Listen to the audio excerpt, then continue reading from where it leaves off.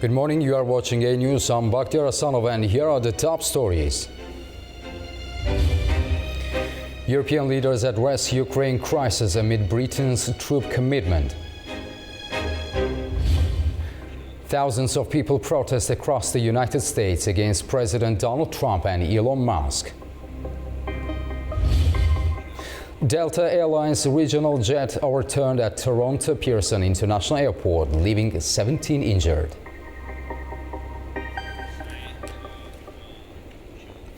Britain has declared its readiness to send peacekeeping troops in support of any future peace deal in Ukraine. This comes as European leaders convene in Paris to forge a unified strategy to address the ongoing crisis. The move highlights growing international efforts to stabilize the region, with Europe aiming to present a coordinated front amid one of the most pressing geopolitical conflicts. The emergency summit in French capital came together after US President Donald Trump's administration, Kyiv's main military backer, announced talks with Russia to seek an end to the war. A French presidency official said the discussion would look at the security guarantees that can be given by the Europeans and the Americans together or separately, with peacekeepers being just one element of the security guarantees. British Prime Minister Keir Starmer's comments on sending British troops reflect a realization among leaders that they will have to do more to ensure Ukraine's security and their own. A peacekeeping force would not only risk a direct confrontation with Russia, but also raises questions about how some European nations will pay for such expanded military commitments, as their arsenals have been depleted by supplying Ukraine and decades of relative peace. Germany and Sweden signalled the possibility of sending troops, while the Dutch government said it could contribute, given a clear mandate and a pledge of US support in any escalation. Ukraine's neighbour Poland, which has NATO's third largest army, said it would not provide troops, while Spain said it was too early for such an offer. Saudi Crown Prince Mohammed bin Salman welcomed US Secretary of State Marco Rubio in Riyadh on Monday, with talks set for Tuesday between senior US and Russian officials. The US negotiating team also includes National Security Advisor Mike Waltz and Middle East envoy Steve Witkoff. The highest-level in-person discussions between the nations in years are meant to precede a meeting between Trump and Putin. Ukrainian President Volodymyr Zelensky said at a press conference on Monday that Ukraine will not take part in the Riyadh talks and that the country will disregard any deal made without Kyiv's participation. We now turn to Rose Cullen in Paris for more details. Well, European leaders held an emergency summit in Paris on Monday, trying to come to an agreement at this hastily arranged meeting because of the reaction to the explosive speech given by the US Vice President J.D. Vance at the Munich Security Conference over the weekend, criticising European policy when it comes to their collective security. And so European government leaders, including the leaders from the UK, Germany, Italy, Spain, Poland, coming here to Paris on Monday for talks hosted by Emmanuel Macron. Really a lot of worry in European capitals about the evolving position of the US when it comes to European security. Maybe the US cannot be relied upon to be the ultimate guarantor of European security. We know that there has been suggestions of a change in the European security architecture, saying that the US is going to reform its own position when it comes to its influence in Europe, potentially withdraw some of the soldiers it has deployed here in Europe. Europe going to have to take more responsibility for its own defence, something that the leaders were discussing on Monday. Perhaps an increase in defence budgets, an increase in the actual size of each country's own armed forces, and more responsibility when it comes to overall defence of this continent. The leaders also discussed the position on Ukraine, because we know on Tuesday there will be talks between the US and Russia in Saudi Arabia. Ukraine not at those talks, Europe not at those talks as well, and there's a lot of worry in European capitals about the possible worst case scenario, which they believe would be a deal to end the war agreed to by Washington and Moscow without any involvement by Kiev, a disadvantageous deal imposed on Ukraine without any Ukrainian or European influence being taken into account during those negotiations. They want to avoid that, hence why the European leaders gathered here at last minute notice in Paris to try to come to that consensus agreement to be able to show to the United States that they do have a united position. Donald Trump and Emmanuel Macron spoke by phone on Monday before all the leaders arrived for those talks, showing that this is a position and this is the geopolitics of this whole situation is changing often, hour by hour, day by day. We'll be watching very closely those talks on Tuesday. European leaders will be watching very closely those talks on Tuesday, and also what they were discussing on Monday, possible troop deployments. The UK Prime Minister saying that he will be willing to commit UK troops, British forces inside Ukraine to act in a peacekeeping role, potentially patrolling any particular demilitarized zone if that were to be set up as part of a peace agreement. Sweden also said they wouldn't be ruling out troop deployments. France even said 1 year ago that they wouldn't take troop deployments inside Ukraine off the table. They would want to leave that as a possibility to be explored. So we did have that opinion from the UK, but just to provide the counterpoint, Spain also at these talks said it's far too early to discuss troop deployments, even in a peacekeeping role, because that could only take place after the end of the conflict, and we are still very far away from reaching any kind of peace deal. Ross Cullen, A News, Paris. Ukrainian President Volodymyr Zelensky arrived in Turkey on Monday night following the invitation from President Recep Tayyip Erdogan. Zelensky's visit coincides with Russia-US talks set for today in Saudi Arabia, which aim to end the war in Ukraine and improve broader Russia-US relations.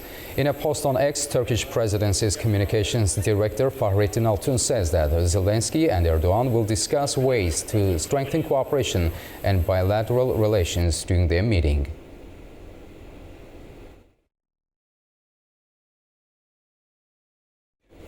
The UK government has unveiled a multi-billion-pound plan to strengthen its steel industry and maintain its global competitiveness after the United States announced 25% tariffs on imports of steel. The UK government is taking steps to protect its steel industry and ensure its continued competitiveness by injecting a £2.5 billion investment into the business. It's also encouraging infrastructure projects to prioritise production. The British Department for Business and Trade is also seeking public feedback on a steel strategy. A consultation has been launched to address long-term challenges facing the sector, such as high electricity costs, unfair trading practices and scrap metal recycling. The move comes as next month's deadline for US tariffs on steel imports is fast approaching. British Business Secretary Jonathan Reynolds says the potential economic impact of the tariffs could increase costs for US taxpayers. Reynolds proposes that the UK and US have a mutual interest in negotiating an exemption.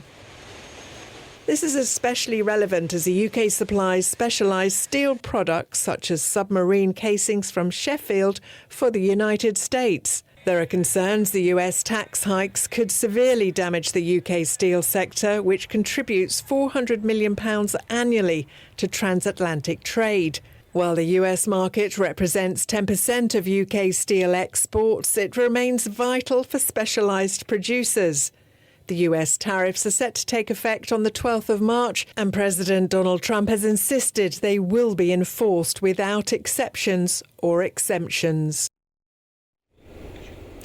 Demonstrations were held in Austin, Texas against President Donald Trump's latest policies on Monday. Their anger turned toward billionaire Elon Musk, who now leads the newly created Department of Government Efficiency. Tasked with cutting government spending, Musk's actions have led to mass layoffs and growing tensions within the administration.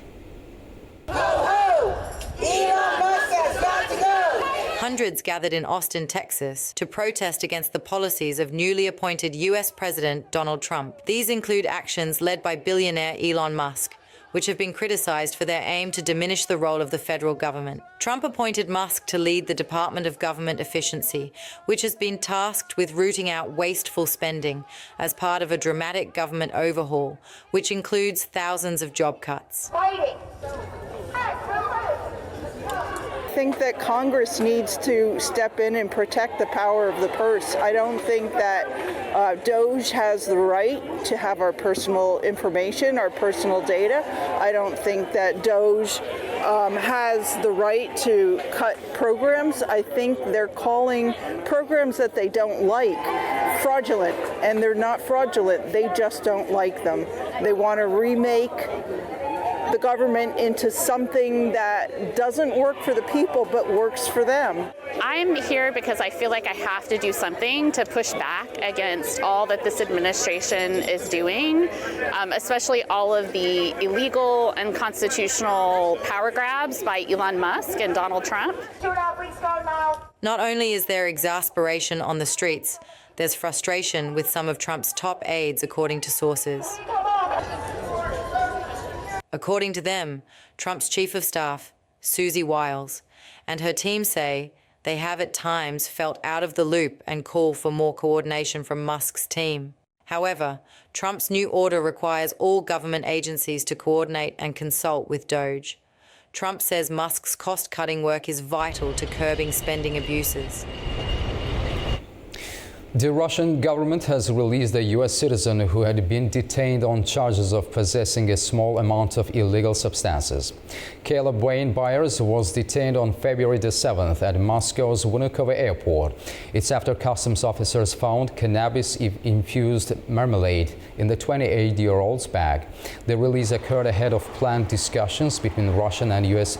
officials in Saudi Arabia. A Kremlin spokesperson says that today's talks are meant to improve Moscow-Washington relations.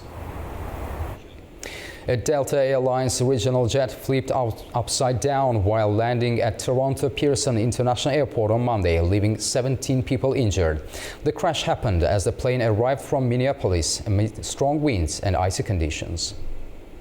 A Delta CRJ 900 plane flipped upside down as it landed at Canada's Toronto Pearson Airport on Monday. It's after a snowstorm at the weekend. 17 people were taken to local hospitals, including 3 in critical condition. Officials say 76 passengers and 4 crew members were on board. The Toronto airport was shut down for more than 2 hours before departures and arrivals resumed.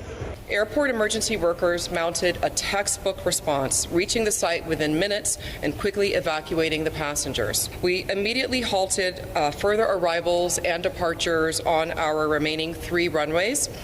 Those runways were reopened at approximately 5 p.m. The other runways are remaining to serve the investigation, which will be carrying forward for the rest of tonight and into the next several days. Passengers at the airport were shocked at what happened. When I was grabbing lunch, I hear people at the table behind me saying there was an accident at Pearson. What? And then someone at the end of the bar said, yeah, the plane flipped over. I'm like, what? And so we're hearing cancellations and airport closed and all this for the longest time. Officials say that the runway surface at the airport was dry, and they are working to determine the cause of the crash, which was not yet known. The accident comes after a weekend snowstorm left over 22 centimeters of snow at the airport. In Argentina, President Javier Milei faces fraud allegations over his promotion of a cryptocurrency. A federal judge is investigating whether his endorsement contributed to a financial collapse that cost investors millions. While opposition politicians push for impeachment, Milei insists he acted in good faith.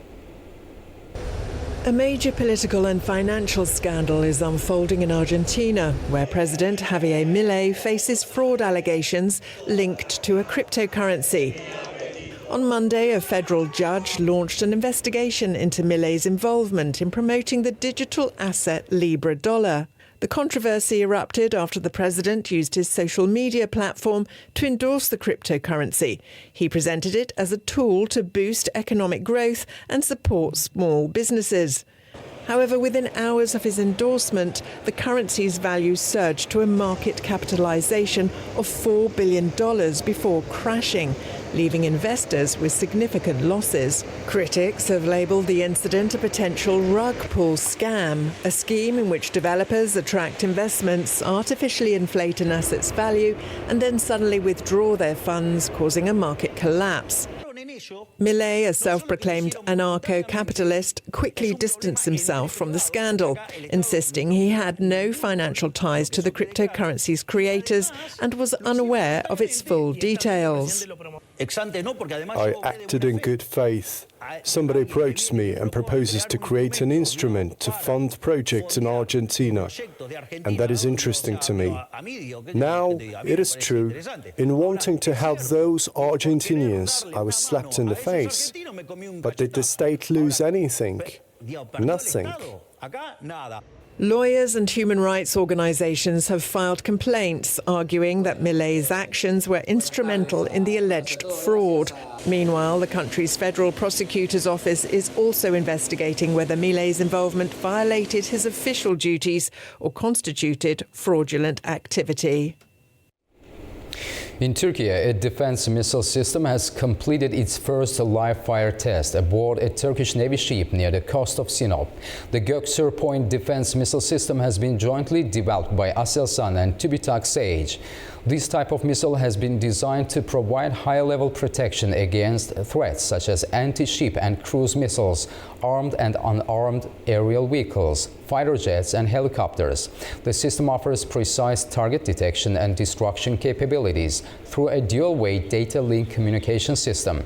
With a range of 15 kilometers, it has already garnered international attention because of its adaptable modular structure, which enables integration with a variety of naval platforms. Turkey has unveiled a broad range of cutting-edge defense technologies at the International Defense Exhibition and Conference 2025 in Abu Dhabi. This biennial event is one of the world's largest gatherings for defense industry stakeholders. It serves as a key platform for countries to present their latest military innovations and explore strategic partnerships. The Turkish defense industry, represented by leading firms such as Aselsan, Roketsan, Havelsan and Baykar, has showcased an impressive array of products at IDEX 2025, ranging from unmanned systems to advanced missile technologies and next-generation radar systems. Baykar, known for its globally renowned TB2 and Akıncı drones, introduced the long-anticipated Kızıl Elma unmanned combat aircraft at IDEX 2025. Roketsan exhibited its latest line of guided missiles, including the TRG-230 precision rocket system and the long-range Bora missile. These missiles are designed to enhance the tactical advantage of forces operating in both conventional and asymmetrical warfare. Aselsan showcased its advanced electronic warfare systems, including the Coral electronic warfare platform, which has gained attention for its performance in various operational environments. The company also displayed its AI-powered surveillance and targeting systems designed for land, sea and air applications. Havelsan, another key player, introduced a range of integrated command and control solutions, highlighting its role in digitalizing battlefield operations. Turkey's participation at IDEX 2025 underscores its ambition to become a global leader in defense exports. With over 100 bilateral meetings planned during the event, Turkish officials aim to secure export deals and foster collaborations with regional and international partners. Turkey's defense industry has witnessed remarkable growth over the past decade, with defense exports reaching $7 billion in 2024. The country continues to prioritize self-reliance in defense technologies while focusing on increasing its footprint in international markets. IDEX 2025 runs from February 17th to 21st at the Abu Dhabi National Exhibition Center, hosting over 1,500 exhibitors from 65 countries. Rio de Janeiro recorded its hottest day in over a decade, hitting 44 degrees Celsius on Monday. It surpassed the previous record of 43.8 degrees Celsius set in November 2023. The heat 4 alert was triggered for the first time, signaling persistent temperatures above 40 degrees Celsius. Officials set up hydration stations and prepared for a surge in heat-related cases. Residents were urged to stay out of direct sun and stay hydrated. The heat wave is expected to last until Sunday. Despite this, the famous Rio Carnival will go ahead. We are done for now, but don't go far. Stay tuned for more and have a wonderful morning.